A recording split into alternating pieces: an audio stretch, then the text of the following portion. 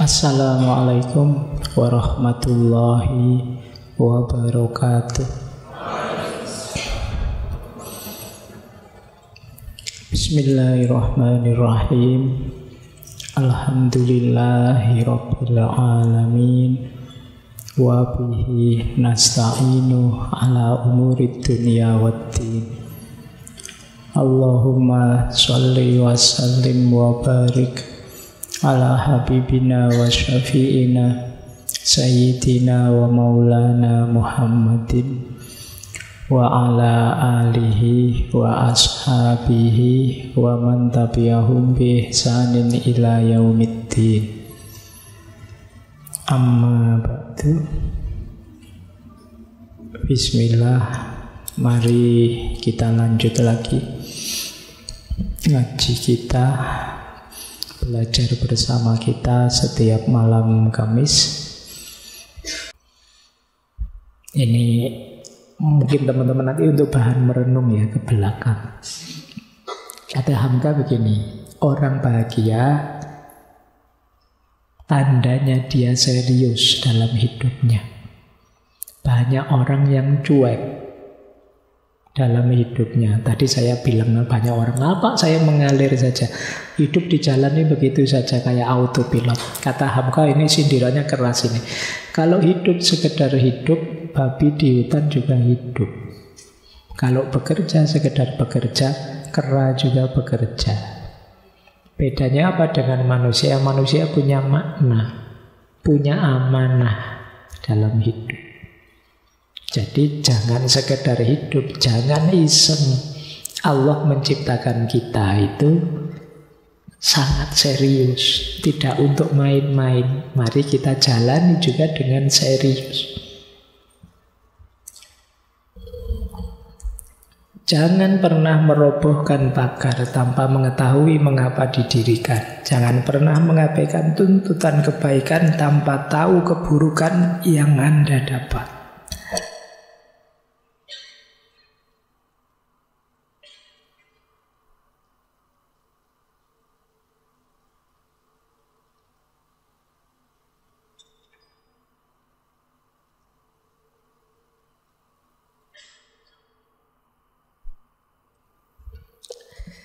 Oke, hilang lagi kalau habis waktu.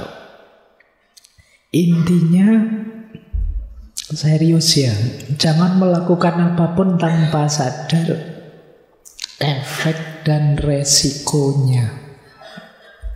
Ini kunci pertama, karena melakukan sesuatu tanpa sadar itu membuat kita menyesal pada akhirnya. Lanjut. Kunci kebahagiaan lagi adalah daya tahan. Hidup ini tidak senang terus, tidak sukses terus. Ada senangnya, ada sedihnya. Berarti apa? Ayo membangun daya tahan. Tahan menderita kepahitan hidup, sehingga penderitaan menjadi kekayaan adalah bahagia. Ini menarik ya, istilah penderitaan menjadi kekayaan. Saya kasih contoh begini ya. Dulu zaman saya kecil di rumah, itu kadang-kadang makan hanya pakai garam sama kelapa. Saat itu kan rasanya menderita, lihat teman yang lain makan dengan lauk yang enak-enak. Tapi saat ini pengalaman makan itu jadi kekayaan saya, jadi kekuatan saya. Kamu bisa kok makan hanya kayak gitu. Saya bisa dan pernah melakukannya. Itu yang disebut penderitaan jadi kekayaan. Kalau kalian orang hebat, misalnya kayak tadi urusan pasangan hidup, wah saya itu Pak, siapa saja yang saya mau pasti tidak nolak kalau sama saya. Oh kalau kayak gitu kamu miskin, pengalamanmu hanya pengalaman diterima. Kalau saya lebih kaya. pengalaman saya tidak hanya pengalaman diterima. Sebelum diterima itu saya ngalami ditolak lagi, saya lebih kaya. Itu yang disebut penderitaan sebagai kekayaan. Orang yang bisa memposisikan penderitaan sebagai kekayaan, dia akan kuat dan mudah bahagia. Kemudian ada lagi begini. Sebesar-besar atau seberat-berat urusan jangan dihadapi dengan muka berkerut. Kerut muka itu sendiri akan menambah lagi kerut pekerjaan. Jadi ada kesulitan apapun, jangan terlalu diambil hati, jangan baper. Yang membuat muka kita berkerut, karena kerutan di muka itu jangan dikira menyelesaikan masalah, nambah masalah. Tambah stres kita, tambah depresi. Jadi iya, wajar manusia itu ada masalah. Siapa sih orangnya yang tidak ada masalah?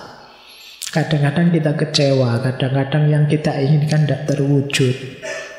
Tidak apa-apa, sunnatullahnya orang hidup memang begitu. Dan itu tidak hanya kita, semua orang. Dan lebih banyak orang yang penderitaannya tidak seberat kita. Jadikan itu kekayaan. Jangan suka mendramatisasi masalah. Itu yang disebut nambah kerut tadi loh. Walah, masalah sepele kayak gitu aja, kayak mau kiamat aja kan gitu. Wong sekedar sandal putus saja misalnya, waduh sandalku kok putus ini, wah ini nanti kalau jalan gimana, kalau lewat aspal nanti kakiku hitam nih, wah kalau kakiku hitam ya panjang kayak kenapa, ya biasa saja. Suka mendramatisir. Jadi daya tahan terhadap penderitaan bisa jadi salah satu kunci kebahagiaan. Lanjut. Nah, di antara kunci bahagia lagi adalah kemampuan kita menghidupkan ilmu. Teman-teman ini kan wawasannya luas, ngerti macam-macam.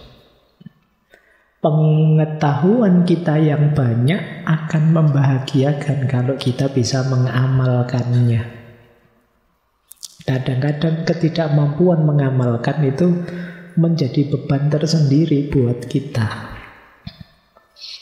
Jadi ilmu dan amal harus setara. Ada kalimat begini dari Hamka tentang ilmu yang pertama.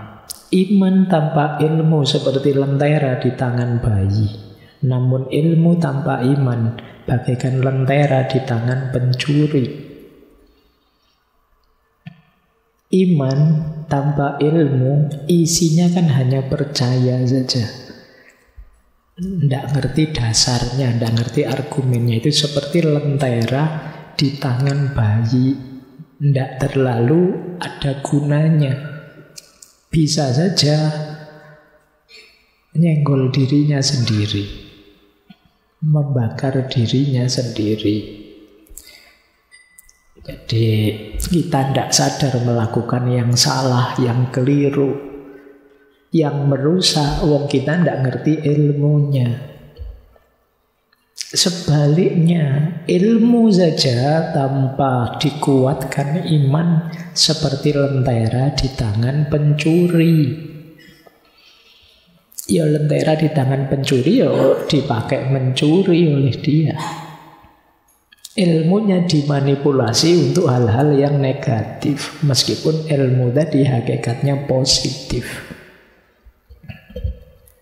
Ini tentang ilmu. Tentang amal juga begitu. Ya jangan hanya berilmu dong, ayo beramal. Salah satu pengkerdilan terkejam dalam hidup adalah membiarkan pikiran cemerlang menjadi budak bagi tubuh yang malas.